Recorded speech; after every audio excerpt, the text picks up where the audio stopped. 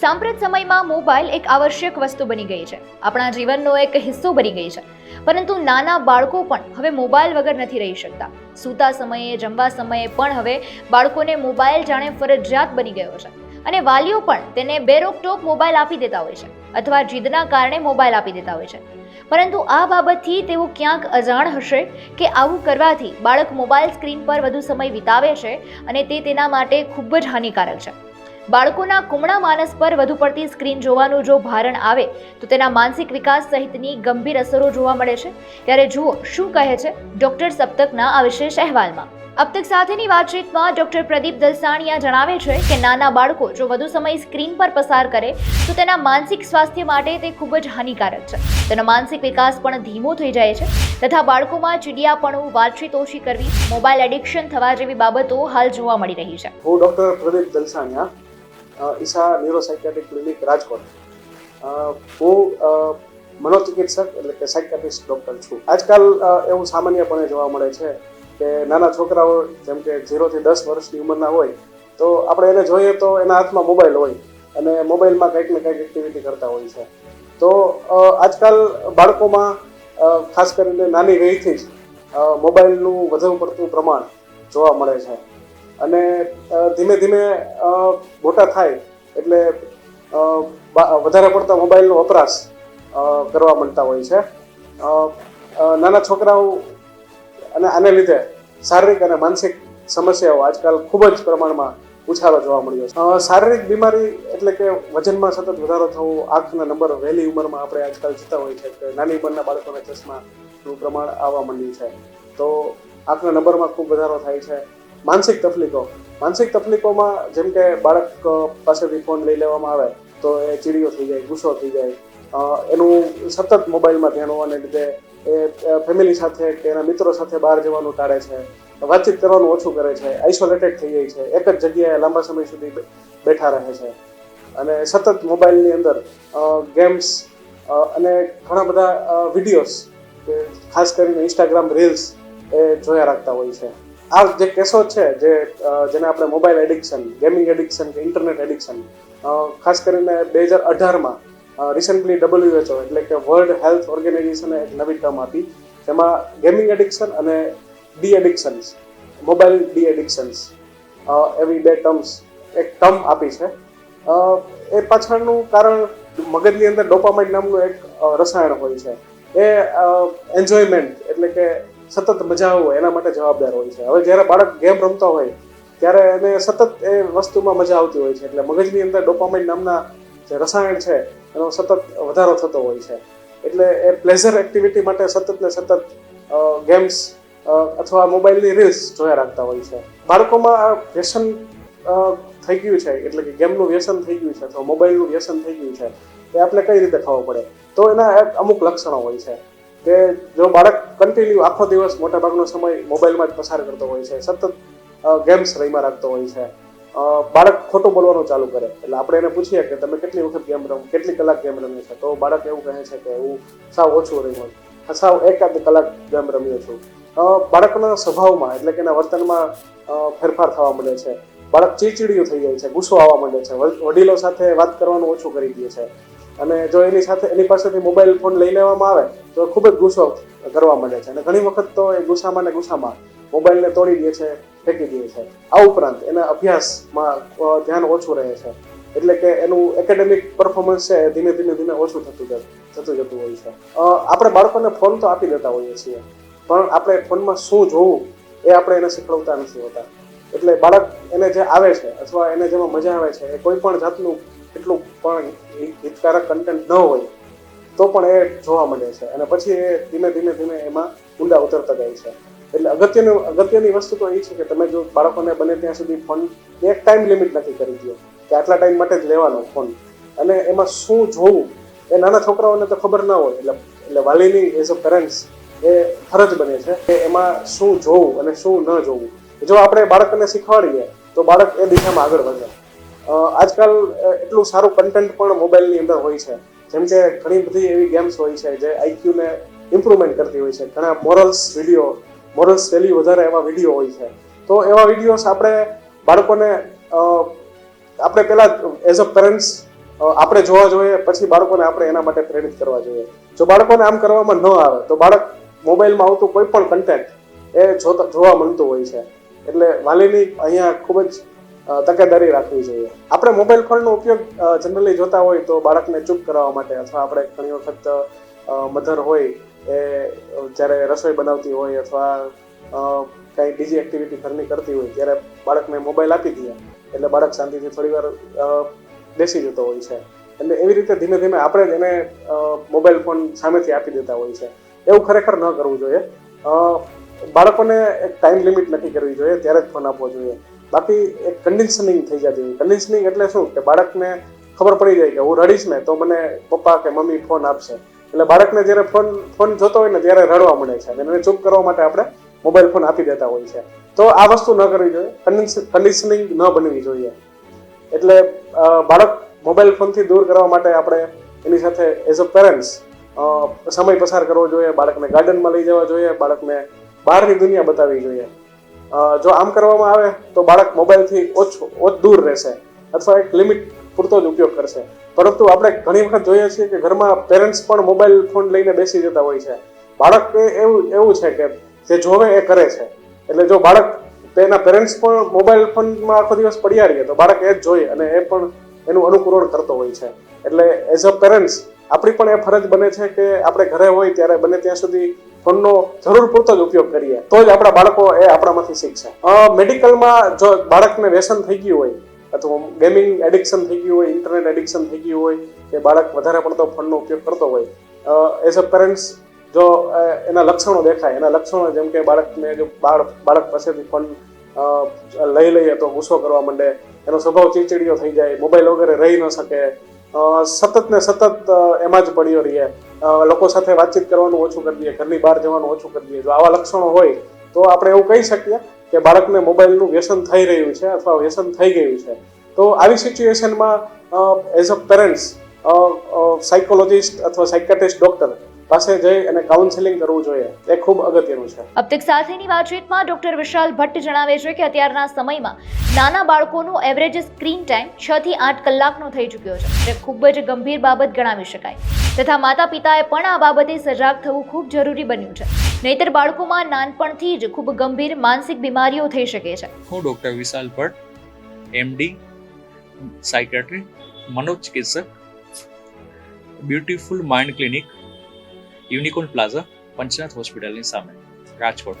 હવે smartphone, laptop, tablet ઘણા બધા ગેજેટ અવેલેબલ છે અને એજ્યુકેશન પર્પઝ માટે એ બધા ગેજેટનો ઉપયોગ થવો પણ જોઈએ. પણ બધી વસ્તુનું પ્લસ અને માઇનસ પોઈન્ટ હોય છે. તો આજકાલ બધા સ્માર્ટફોન છે, 6 થી 8 વર્ષના ચાઇલ્ડ છે તે એક દિવસે 6 થી 8 કલાક મોબાઈલમાં ટાઈમ સ્પેન્ડ કરે છે. અને જે ટીનેજર્સ છે જે 10 થી 20 વર્ષ વચ્ચે છે એ બધા એવરેજ 9 કલાક મોબાઈલનો યુઝ કરતા હોય છે. તો તેનાથી ઘણી વખત કેવું થાય છે, મોબાઈલનો સતત યુઝ કરવાથી તેમને એકલતા મહેસૂસ થાય છે, ડિપ્રેશન, એન્ઝાયટી એ બધું થવાના ચાન્સીસ થાય છે. અને મોબાઈલનો યુઝ જે 1 થી 2 વર્ષના ચાઇલ્ડ છે તે યુઝ કરે છે ત્યારે નુકસાન શું થાય છે કે મોબાઈલના યુઝ કરવાથી એક તો એક જ જગ્યાએ બેસીને મોબાઈલનો યુઝ કરે છે તો વજન વધે છે, પ્લસ એમની ફિઝિકલ એક્ટિવિટી ઓછી થાય છે. ફિઝિકલ એક્ટિવિટી ઓછી થવાથી જે મગજનો વિકાસ થવો જોઈએ, મગજનો વિકાસ થવામાં થોડી તકલીફ થાય છે. અને આજકાલ જે ઓટિઝમ બહુ વધી રહ્યું છે એ વન ઓફ ધ રીઝન છે મોબાઈલનો એક્સેસ યુઝ. તો ડેફિનેટલી ચાઇલ્ડને એન્કરેજ કરવું જોઈએ, મોબાઈલનો યુઝ કરવો નુકસાન નથી, પણ વચ્ચે બ્રેક લેવાનું કે સપોઝ 20 મિનિટ મોબાઈલ જોયો છે તો 10-15 મિનિટ એમને બ્રેક લેવો જોઈએ. એના માટે માતા પિતાનું સુપરવિઝન પર અનિવાર્ય છે. પ્લસ મોબાઈલમાં પાસવર્ડ સેટ કરી શકાય કે અમુક એવી ગેમ કે છે જે ચાઇલ્ડને જોવા માટે યોગ્ય નથી, તો મોબાઈલમાં પાસવર્ડ રાખવો જોઈએ. એસ્પેશિયલી કોવિડ 2019 કોવિડ પછી ચાઇલ્ડ ઓટિઝમ છે કે ADHD છે જેમાં ચિલ્ડ્રન્સને ફોકસ થવામાં તકલીફ પડે છે. થોડા ટાઈમ પહેલાં મૂવી આવેલું હતું my name is Khan, Shahrukh ખાનનું હતું, તેમાં જે ઓટિઝમ બતાવેલું હતું. પ્લસ બર્ફી મૂવીમાં પ્રિયંકા ચોપરા ઓટિઝમ બતાવેલું હતું. આજકાલ મૂવીઝમાંથી પણ અવેરનેસ આવે છે. કોવિડ પછી એસ્પેશિયલી ઘરમાં રહેવાનું વધુ હતું તો કોવિડ પછી બાળકોની માનસિક સ્થિતિ ખરાબ થવા માટે મોબાઈલ, ટેબ્લેટ, લેપટોપ, ગેજેટનો વધારે પડતો યુઝ રિસ્પોન્સિબલ છે. તો ડેફિનેટલી યુઝ થવો જોઈએ, પણ લિમિટેડ યુઝ થવો જોઈએ. કોન્ટેન્ટ માટે કેવું છે કે એકચ્યુઅલી સુપરવિઝન હોવું જોઈએ માતા પિતાનું, કે એમની એજ માટે યોગ્ય છે એ ટાઈપનું કન્ટેન્ટ જોવું જોઈએ. મોબાઈલમાં કેવું હોય છે કે અમુક ચેલેન્જીસ હોય છે કે લેવલ 1, લેવલ 2. ડેફિનેટલી ચિલ્ડ્રન્સને ચેલેન્જીસ એક્સેપ્ટ કરવું ગમે છે. તેના બદલે ને ફિઝિકલ ચેલેન્જ આપી શકાય ગેમ્સ માટે, કે ગેમ્સમાં ફિઝિકલ ચેલેન્જ આપવાથી પણ એમને ચિલ્ડ્રનને સારું લાગતું હોય છે. અને એ સિવાય કન્ટેન્ટ માટે એમની એજ્યુકેશનલ વિડીયોઝને એવું જોવું જોઈએ, જેથી ઘણી વખત અલગ કન્ટેન્ટ જોવાથી એમની મનોદશા ખરાબ થતી હોય છે. અને અમારી પાસે કાઉન્સેલિંગ માટે માતા પિતા લઈને આવતા હોય છે. મેઇન વાત છે કે એમનું એક શેડ્યુલ બનાવી શકાય, કે સપોઝ એ સ્કૂલેથી આવે છે તો 15-20 મિનિટ મોબાઈલ જોઈ શકે, પછી એમને બહાર એક્ટિવિટી માટે એન્કરેજ કરવા જોઈએ. બહાર મૂવી જોવા માટે લઈ જઈ શકાય, એમને બહાર ગાર્ડન છે ત્યાં રમવા માટે લઈ જઈ શકાય. ટૂંકમાં મોબાઈલ કન્ટિન્યુઅસ યુઝ ન થવો જોઈએ, વચ્ચે બ્રેક લઈને મોબાઈલ યુઝ કરી શકાય. કેમ કે આજકાલ અમુક સ્કૂલોમાં તો સ્કૂલ બેગ ને એવું બધું કાઢીને ટેબ્લેટ જ યુઝ થાય છે. તો મોબાઈલનો યુઝ અનિવાર્ય છે, પણ એક્સેસિવ વધારે પડતો યુઝ ન થવો જોઈએ. જો ઘણા બધા આજકાલ મોબાઈલ એક્સેસિવ યુઝ કરવાથી ડિપ્રેશન, એન્ઝાયટી બધું વધારે થાય છે. તો કોઈ પણ માતા પિતાને એવું લાગે કે મોબાઈલ કે ટેબ્લેટ એક્સેસિવ ગેમનો યુઝ કરવાથી એમને ગુસ્સો વધારે આવે છે, કે નાની નાની વાતમાં ચીડચીડ લાગે છે, તો ડેફિનેટલી મનોચિકિત્સક પાસે બતાવવા માટે આવવું જોઈએ. તો ઘણી વખત કેવું થાય છે કે ચિલ્ડ્રન્સ છે તે માતા પિતાની વાત માનતા નથી. ડેફિનેટલી મનોચિકિત્સકને સમજાવી શકે, કન્વિન્સ કરી શકે કે મોબાઈલનો યુઝ ઓછો કરી અને થોડું સ્ટડી માટે ટાઈમ આપી શકાય. ડોક્ટર ધર્મેશ પરમાર અપતિક સાથેની વાતચીતમાં જણાવે છે કે વધારે પડતા મોબાઈલનો ઉપયોગ બાળકમાં આંખની બીમારીઓ પણ ઉદ્ભવે છે. વધુ પડતા મોબાઈલના ઉપયોગથી બાળકમાં ક્રિએટિવિટીનો પણ અભાવ જોવા મળી રહ્યો છે, તથા આજકાલ આ પ્રમાણેના કેસોમાં પણ ઉછાળો જોવા મળી રહ્યો છે. હું doctor Dharmesh Parmar, new care નક્ષર મલ્ટી સ્પેશિયાલિટી હોસ્પિટલ કોઠારિયા ખાતે જનરલ પીડિયાટ્રિશિયન તરીકે પ્રેક્ટિસ કરું છું, બાળકોના સ્પેશિયલી ડૉક્ટર તરીકે. આ તમારી એકદમ ચોક્કસ વાત છે કે અત્યારે જેમ જેમ થોડો કોરોના પછી ખાસ કરીને તો કે આપણે બાળકોમાં મોબાઈલનું એડિક્શન કહેવાય કે મોબાઈલ વાપરવાની જે રીત અને પદ્ધતિ છે એમાં ઘણો બધો વધારો થયો છે. ખાસ કરીને એનું કારણ એક જ છે કે એના પેરેન્ટ્સને જો બાળકોને માટે ટાઈમ નથી. જો બાળકને કોઈ નાનું બાળક હોય એને ખબર નથી પડતી કે આપણે કેટલો મોબાઈલ વાપરવો, કઈ રીતે વાપરવો, શું મોબાઈલમાં જોવું. બાળકોના જે માતા પિતા હોય એને અત્યારે બાળક માટે ટાઈમ નથી હોતો. એના માટે સરળ છે કે બાળકને કંઈક મોબાઈલ કે કંઈક વસ્તુ એમાં પકડાઈ દે મોબાઈલમાં, કે કોઈ સોંગ વગાડે કે કોઈ કન્ટેન્ટ, એના લીધે મોબાઈલ રડતું કે શાંત પડી જતું હોય છે.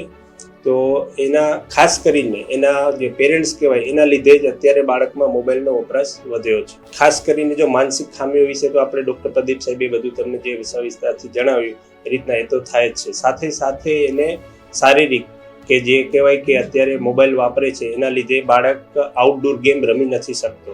કે પહેલાં જેમ આપણે નાની ઉંમરમાં હતા તો આપણે બધી બહારની ગ્રુપ સર્કલમાં બધી ગેમો રમતા, એના ઘણા બધા ફાયદા હતા.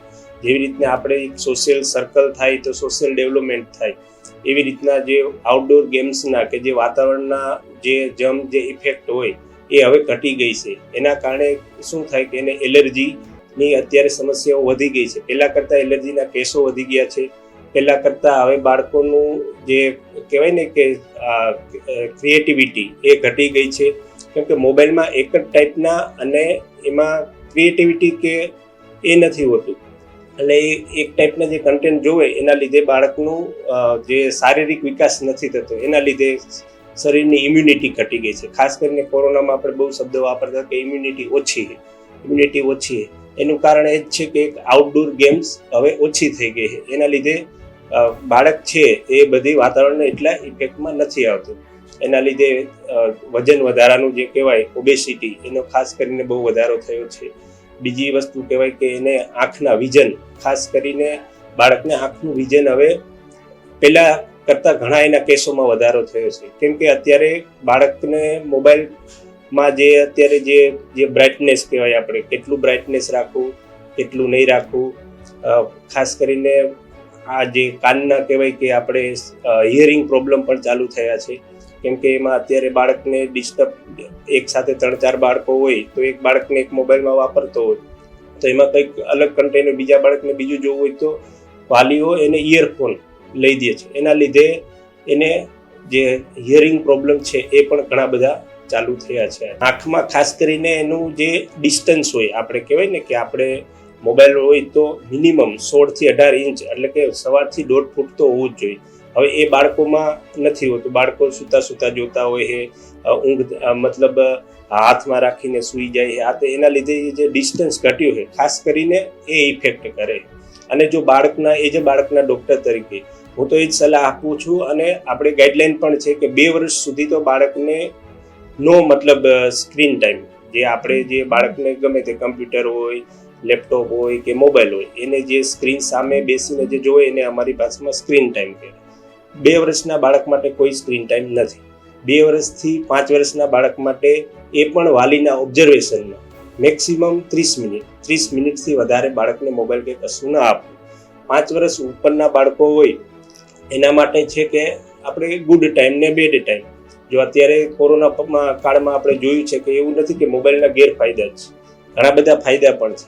પણ જો વાલીના ઓબ્ઝર્વેશનમાં વાલી સાથે બેસી અને આપણે કે મોબાઈલમાં કંઈક ચાલતું કે ABCD કે આ ગમે તે ભણવાની એક્ટિવિટી ચાલે તો સાથે વાલી બેસી અને એને ઇન્ટરેક્શન કરે તો શું છે કે એના ઘણા વધારે ફાયદા થાય છે. એટલે 5 વર્ષથી 10 વર્ષ હોય તો એમાં વાલીના ઓબ્ઝર્વેશન 2 થી 3 કલાક, એનાથી વધારે 24 કલાકમાં સ્ક્રીન ટાઈમ નથી. ત્યારે ખાસ કરીને કોરોના પછી જોઈએ તો આપણે જે કહેવાય ને મોબાઈલ એડિક્શનના કેસો અથવા તો બાળકમાં જે આ મેં કીધું કે વજન વધારે, મેદસ્વીતાના કેસો, આંખના કેસો, હિયરિંગ પ્રોબ્લેમ, પછી કે વારે એને ઇન્ફેક્શન લાગવા, એલર્જીના કેસો, એ બધું ખાસ કરીને આ મોબાઈલ એડિક્શનના લીધે જે આઉટડોર ગેમ્સ નથી રમી શકતા, જે બાળકોમાં ક્રિએટિવિટી નથી, એના લીધે ઘણા બધા વધી ગયા છે. બીજા કહેવાય કે માનસિક કે ઓટિઝમ એ બધા પણ કેસોમાં ઉછાળો છે. જો હવે બાળક છે તો બાળકને તો કંઈ ખબર નથી હોતી.